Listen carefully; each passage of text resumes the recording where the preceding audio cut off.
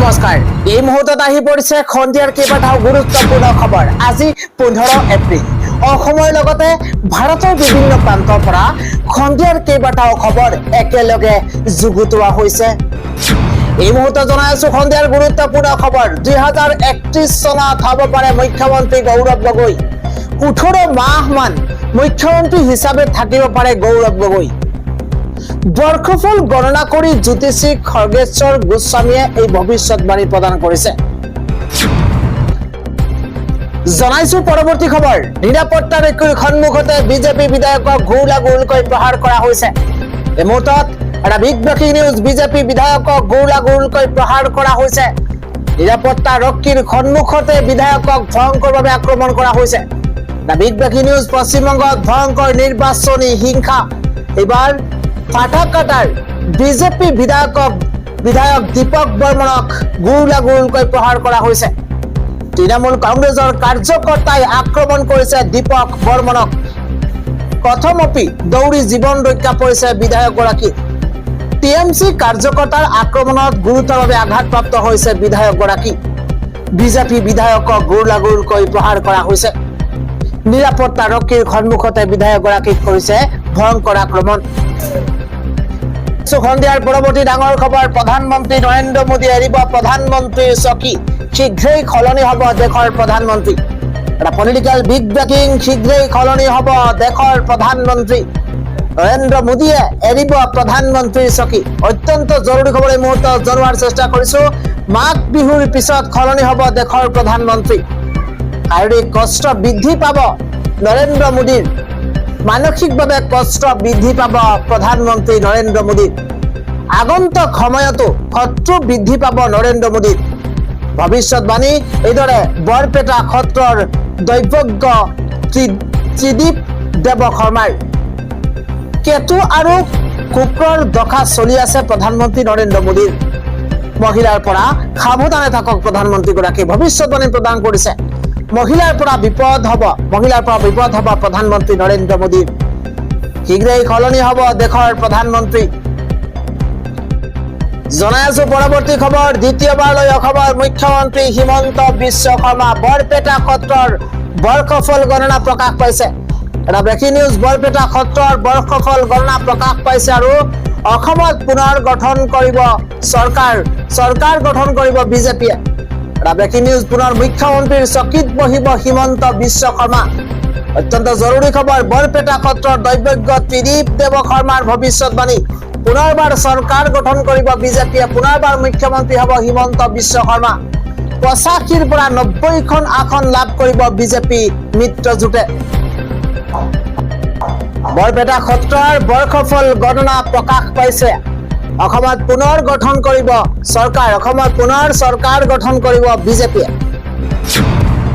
পৰৱৰ্তী খবৰটো হৈছে জামিন নাকচ হ'ব নেকি পৱন খেৰাৰ জামিন আবেদন নাকচ হ'ব নেকি কংগ্ৰেছ নেতা পৱন খেৰাৰ এটা ব্ৰেকিং নিউজ এই মুহূৰ্তত আজি সুপ্ৰিম কোৰ্টত পৱন খেৰাৰ জামিন আবেদন নাকচৰ শুনানি উচ্চতম ন্যায়ালয়ৰ দ্বাৰস্থ হৈছিল অসম চৰকাৰ তেলেংগানা উচ্চ ন্যায়ালয়ে এসপ্তাহৰ অগ্ৰিম জামিন দিছিল পৱন খেৰাক অগ্ৰিম জামিন প্ৰত্যাখ্যানৰ বাবে আবেদন কৰিছিল অসম চৰকাৰে হিমন্ত বিশ্ব শৰ্মা আৰু পত্নীৰ বিৰুদ্ধে আনিছিল বিস্ফোৰক অভিযোগ বহিৰাষ্ট্ৰত কোম্পানী আৰু পাছপোৰ্ট থকাৰ অভিযোগ কৰিছিল পৱন খেৰাই এটা ব্ৰেকিং নিউজ এই মুহূৰ্তত ৰিণিকী ভূঞাই গুৱাহাটী ক্ৰাইম ব্ৰাঞ্চত গোচৰ ৰুজু কৰিছিল ফৌজদাৰী আৰু অপপ্ৰচাৰৰ কেইবাটাও ধাৰা আৰোপ কৰিছিল গোচৰটোত আৰু সেই গোচৰত তেলেংগানা উচ্চ ন্যায়ালয়ৰ লাভ কৰিছিল অগ্ৰিম জামিন J K Maheshwari Atul S চান্দুৰকাৰৰ দুজনীয়া বিচাৰপীঠত হ'ব শুনানি জামিন আবেদন নাকচ হ'ব নেকি কংগ্ৰেছ নেতা পৱন খেৰাৰ লগে লগে জনাই আছো আন এটা ডাঙৰ খবৰ পৱন খেৰাৰ জামিনত স্থগিতাদেশ উচ্চতম ন্যায়ালয়ৰ 3 সপ্তাহৰ ভিতৰত উত্তৰ দিবলৈ জাৰি কৰা হৈছে জানো কংগ্ৰেছ নেতা পৱন খেৰাৰ জামিনত স্থগিতাদেশ উচ্চতম ন্যায়ালয় তেলেংগানা উচ্চ ন্যায়ালয়ে প্ৰদান কৰা জামিনত স্থগিতাদেশ উচ্চতম ন্যায়ালয় এটা গুৰুত্বপূৰ্ণ খবৰ তেলেংগানা হাইকোৰ্টে প্ৰদান কৰা জামিনক প্ৰত্যাহ্বান জনাই উচ্চতম ন্যায়ালয়ৰ দ্বাৰস্থ হৈছিল অসম চৰকাৰ তেলেংগানা হাইকোৰ্টৰ ৰায়ক লৈ ন্যায়ালয়ত আবেদন দাখিল কৰিছিল অসম চৰকাৰে। অসম চৰকাৰৰ আবেদনৰ ভিত্তিত তেলেংগানা হাইকোৰ্টে প্ৰদান কৰা জামিনত স্থগিতাদেশ ন্যায়ালয়ে। অসম চৰকাৰৰ আবেদন সন্দৰ্ভত 3 সপ্তাহৰ ভিতৰত পৱন খেৰাক উত্তৰ দিবলৈ জাননী জাৰি উচ্চতম ন্যায়ালয়ৰ। কংগ্ৰেছ নেতা পৱন খেৰাৰ জামিনত স্থগিতাদেশ উচ্চতম ন্যায়ালয়ৰ। পৰৱৰ্তী খবৰটো হৈছে ৰাঘৱ চাদ্ধালৈ Z+ নিৰাপত্তা কেন্দ্ৰৰ। এটা বিগ ব্ৰেকিং, সাংসদ ৰাঘৱ চাদ্ধালৈ Z+ নিৰাপত্তা প্ৰদান কেন্দ্ৰ চৰকাৰৰ। এটা ব্ৰেকিং নিউজ, নিখুঁতভাৱে ৰাঘৱ চাদ্ধাক প্ৰদান কৰা হ'ব নিৰাপত্তা। অত্যন্ত ডাঙৰ খবৰ এই মুহূৰ্তত। কেন্দ্ৰীয় গৃহ মন্ত্ৰালয়ে Z+ প্ৰদান কৰিছে আপৰ সাংসদগৰাকীক। ইফালে আপৰ নতুন উপদলপতিৰ ঘৰত ইডিৰ অভিযান। ৰাজ্যসভাৰ উপদলপতি ৰূপে অশোক মিত্ৰালক দায়িত্ব দিছিল আপে। সাংসদ ৰাঘৱ চাদ্ধালৈ Z+ নিৰাপত্তা প্ৰদান এইবাৰ কেন্দ্ৰ চৰকাৰৰ। জনাইছো পৰৱৰ্তী খবৰ, নীতিশ যুগৰ অৱসান। বিহাৰত এতিয়া চলিব সম্ৰাটৰ শাসন। গুৰুত্বপূৰ্ণ খবৰ জনাইছো, বিহাৰৰ নতুন মুখ্যমন্ত্ৰী হিচাপে শপত ললে সম্ৰাট চৌধুৰীয়ে। প্ৰথমবাৰৰ বাবে বিজেপিৰ মুখ্যমন্ত্ৰী পালে বিহাৰে। নীতিশ কুমাৰৰ ৰাজ্যসভা গমনৰ পিছতে সলনি বিহাৰৰ মুখ্যমন্ত্ৰী। সদ্য পদত্যাগী নীতিশ কুমাৰ মন্ত্ৰীসভাত চৌধুৰী আছিল উপ মুখ্যমন্ত্ৰী। পাটনাৰ বিহাৰ লোকসভাত সম্ৰাট চৌধুৰীৰ শপত গ্ৰহণ অনুষ্ঠান। মঙলবাৰে মুখ্যমন্ত্ৰীৰ আসনৰ পৰা পদত্যাগ কৰিছিল নীতিশ কুমাৰে। এটা ব্ৰেকিং নিউজ, সম্ৰাট চৌধুৰীৰ হাততে এতিয়াৰে পৰা থাকিব বিহাৰৰ শাসনৰ বাঘজৰী। নীতিশ যুগৰ অৱসান, বিহাৰত এতিয়া চলিব সম্ৰাটৰ শাসন। আন এটা খবৰ হৈছে, উচ্চতম ন্যায়ালয়ে পৱন খেৰাৰ ট্ৰানজিট জামিন স্থগিত কৰিছে। তেলেংগানা উচ্চ ন্যায়ালয়ৰ ট্ৰানজিট জামিনক আমি প্ৰত্যাহ্বান জনাইছিলো।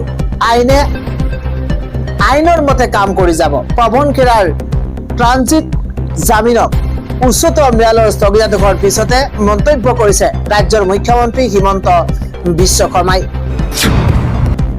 জনাই আছো পৰৱৰ্তী খবৰ, 10 বছৰ জেল হ'ব পাৰে পৱন খেৰাৰ। গ্ৰেপ্তাৰক লৈ কি ক'লে এইবাৰ জ্যেষ্ঠ অধিবক্তাই। এটা ব্ৰেকিং নিউজ, যিকোনো মুহূৰ্ততে গ্ৰেপ্তাৰ হৈ যাব কংগ্ৰেছ নেতা পৱন খেৰা। পৱন খেৰাৰ গ্ৰেপ্তাৰত নাই কোনো আইনী বাধা। 10 বছৰ পৰ্যন্ত জেল হ'ব পাৰে পৱন খেৰাৰ। এটা ব্ৰেকিং নিউজৰ মুহূৰ্তত, যিকোনো মুহূৰ্ততে তদন্তৰ বাবে গ্ৰেপ্তাৰ হ'ব পাৰে কংগ্ৰেছ নেতাগৰাকী। যিখন থাকিব আৰক্ষী গৈ গ্ৰেপ্তাৰ কৰিব পাৰিব পৱন খেৰাক।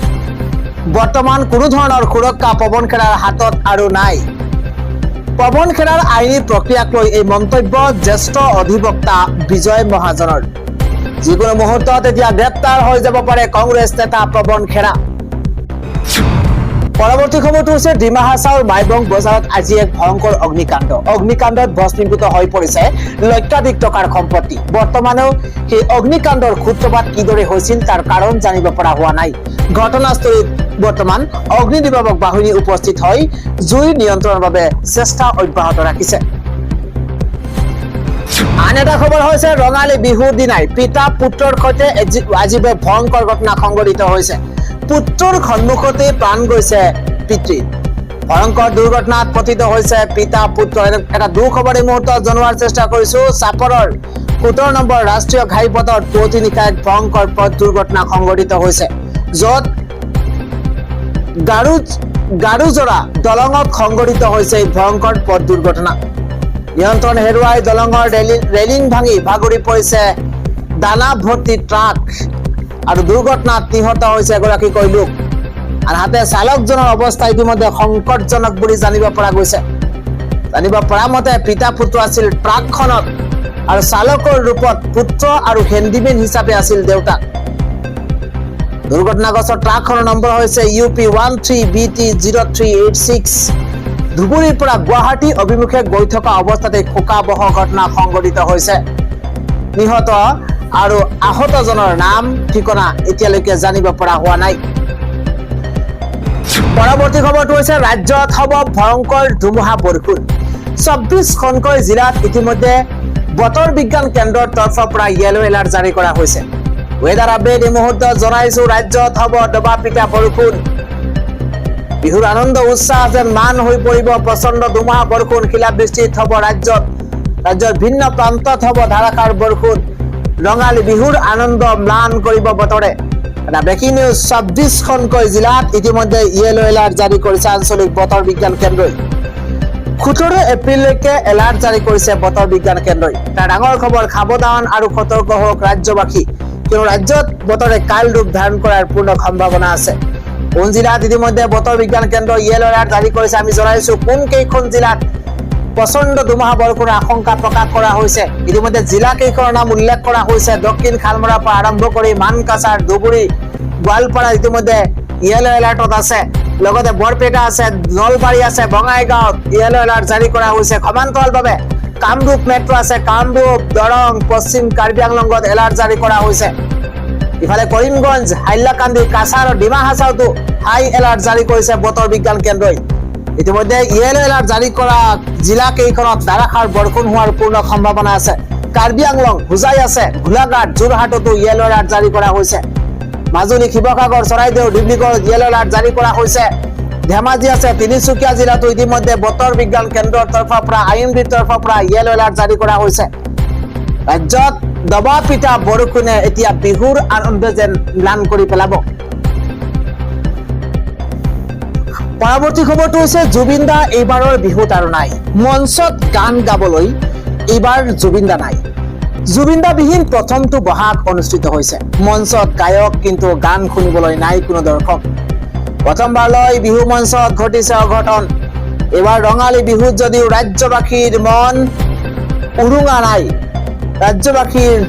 উৰুঙা নাই উৎসাহ ৰাজ্যৰ বিভিন্ন প্ৰান্তত বিহু মঞ্চত একেই পৰিৱেশ কিয়নো অভয়াপুৰী গান্ধী ময়দানটোৰ কণ্ঠশিল্পীৰ গান শুনিবলৈ নাই কোনো দৰ্শক প্ৰতি বছৰে এই বিহুতলীত অনুষ্ঠান পৰিৱেশন কৰিছিল শিল্পী জুবিন গাৰ্গক হেৰুৱাৰ বেদনাৰ পৰা এতিয়া মুক্ত হ'ব পৰা নাই অসমবাসী জুবিন দা বিহীন এইবাৰ প্ৰথমটো বহাগ অনুষ্ঠিত হৈছে ৰাজ্যখনৰ বিভিন্ন প্ৰান্তৰ বিহু মঞ্চত এতিয়া সেই গান শুনিবলৈ জুবিন দা আৰু আমাৰ মাজত নাই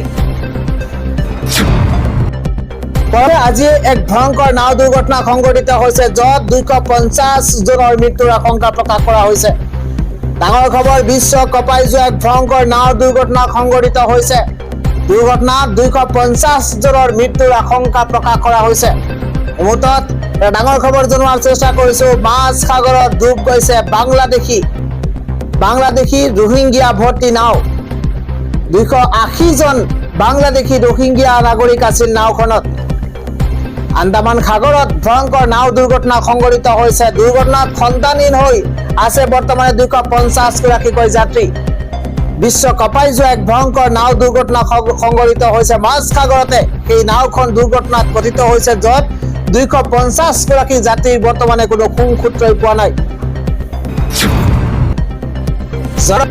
খবৰ ছত্তীশগড়ৰ বেদান্ত শক্তি প্ৰকল্পত ভয়ংকৰ বিস্ফোৰণ নিহতৰ সংখ্যা 14 গৰাকীলৈ বৃদ্ধি এবাৰ কংগ্ৰেছৰ ন্যায়িক তদন্তৰ দাবী জনাইছে কংগ্ৰেছে ছত্তীশগড়ৰ শক্তি জিলাত অৱস্থিত বেদান্ত তাপবিদ্যুৎ প্ৰকল্পত সংঘটিত এক ভয়ংকৰ বিস্ফোৰণত নিহতৰ সংখ্যা 14 গৰাকীলৈ বৃদ্ধি পাইছে মঙলবাৰে আবেলি সিংতৰাই গাঁৱত থকা এই প্ৰকল্পটোত ব্ৰইলাৰ পৰা টাৰবাইনলৈ উচ্চ চাপৰ বাষ্প কঢ়িয়াই নিয়া এডাল তীখাৰ পাইপ ফাটি যোৱাৰ ফলতে এই ভয়ংকৰ দুৰ্ঘটনাটো সংঘটিত হৈছে আৰু ইয়াৰ পাছতেই ৰাজ্যখনৰ মুখ্যমন্ত্ৰী বিষ্ণুদেৱ চায়ে ঘটনাৰ দণ্ডাধীশ পৰ্যায়ৰ তদন্তৰ নিৰ্দেশ দিয়াৰ লগতে বিৰোধী দল কংগ্ৰেছে প্ৰকল্পটোৰ কৰ্তৃপক্ষৰ বিৰুদ্ধে ন্যায়িক তদন্তৰ দাবী উত্থাপন কৰিছে আৰক্ষী অধীক্ষক প্ৰফুল্ল ঠাকুৰে জানিবলৈ দিয়া মতে বিস্ফোৰণৰ লগে লগে ঘটনাস্থলীতে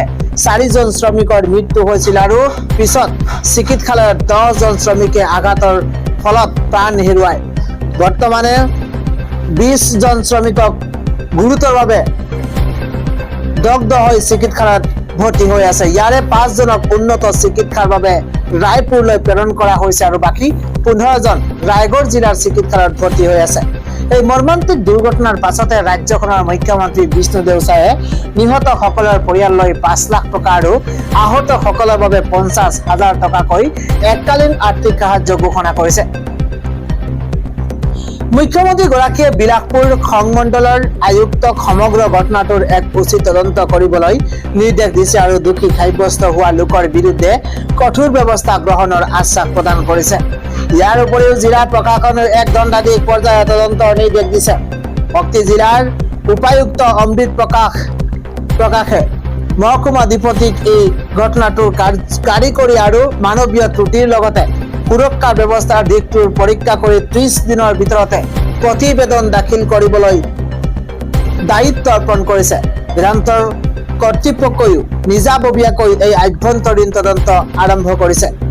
আনহাতে প্ৰধান বিৰোধী দল কংগ্ৰেছে এই সমগ্ৰ ঘটনাক চৰকাৰ আৰু প্ৰকল্প কৰ্তৃপক্ষৰ চূড়ান্ত গাফিলতি বুলি অভিহিত কৰিছে। কংগ্ৰেছে প্ৰকল্পৰ পৰিচালনা সমিতিৰ বিৰুদ্ধে এজাহাৰ দাখিল কৰাৰ লগতে এক উচ্চ পৰ্যায়ৰ ন্যায়িক তদন্তৰ দাবী জনাইছে। ইয়াৰ লগতে তেওঁলোকে ভুক্তভোগী পৰিয়ালসমূহক বৰ্তমান ঘোষণাতকৈ অধিক ক্ষতিপূৰণ দিয়াৰো আহ্বান জনাইছে। উল্লেখযোগ্য যে চিন্তৰাই এই 1200 মেগাৱাট শক্তি সম্পন্ন কয়লা ভিত্তিক তাপবিদ্যুৎ প্ৰকল্পটো 2009 চনত এথেনা ছত্তীশগড় পাৱাৰ লিমিটেডৰ অধীনত আৰম্ভ কৰা হৈছিল।